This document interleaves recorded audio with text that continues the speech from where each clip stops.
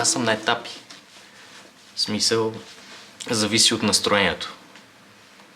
Сега в момента съм на настроение хип-хоп, реге, ска, малко. Супер. Защото си музикантите отбира. Мерси. И ти? Искрен се. Аз свиря в тази банда, нали? Ти си учител. И то добър. Окей.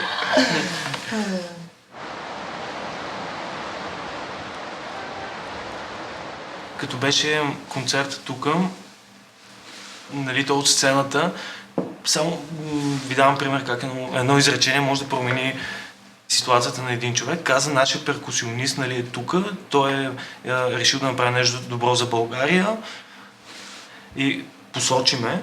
Изведнъж продължи си концерта и започнаха при мен да идват ученици. Най-различни, големи, малки, и да ме питат къде аз преподавам. И половината от тях се оказаха в същото училище, в което преподавам, гимназията по туризъм, и да на истокласници бяха повечето.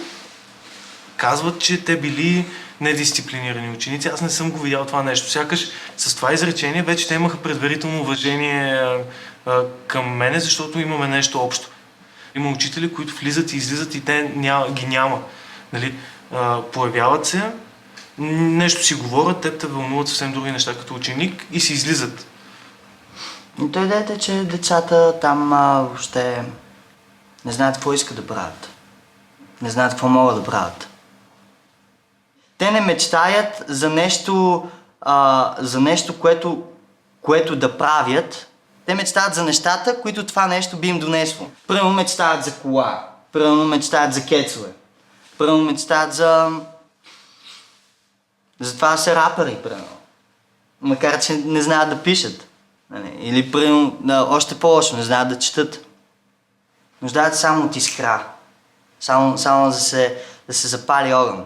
И си такъв, че откъде знаеш, че обичаш Милка, ако никога не си ял Милка? И си такъв, че откъде знаеш, че можеш да свириш на китара, ако никога не си пипал китара? Откъде знаеш, че можеш да свириш на барабани, като никога не си пипал барабани? Откъде знаеш, че... Може да успееш, ако никога не си опитвал. Тая искра учителите са забравили как да я палят в учениците си.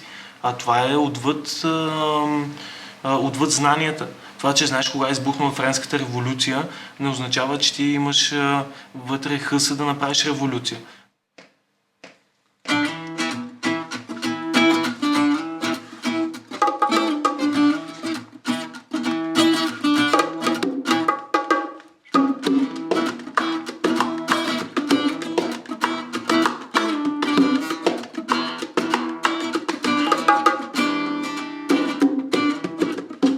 Задаваш въпроси, мога ли и дали чуваш истории за хора, които са се проваляли, за това, че са се предавали, как са се борили, но стените са устоявали. Уоу, стени изградени. Ако погледнем нещата преди 20 години, нещата са били черно-бели.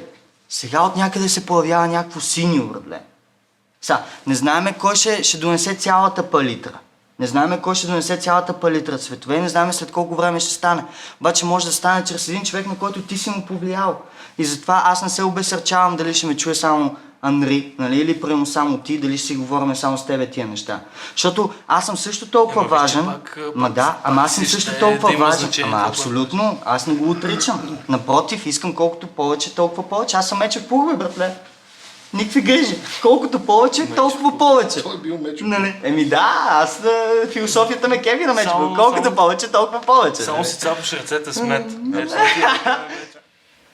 Просто се опитвам да работя заедно с учениците, до които съм достигнал, за да имаме общи проекти. Не знам. Това е. Заедно сме по пътя. Скучно е да пътуваш сам, как? Скучно е да пътуваш сам.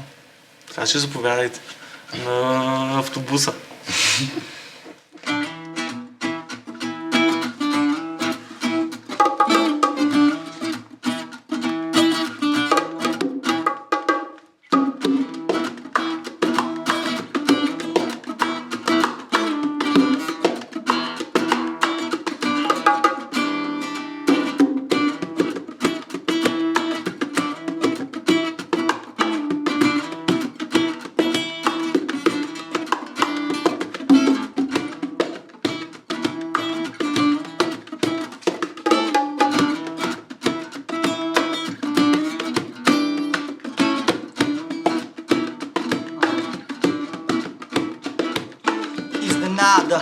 мен не фасада. Ерихонска стена стои да я заобиколя, дори като идея не звучи, няма вариант. Гръб да обърна и там, откъдето съм дошъл да се върна. За това продължавам с вяра, смелост и уверено сърце. Моят глас и моето би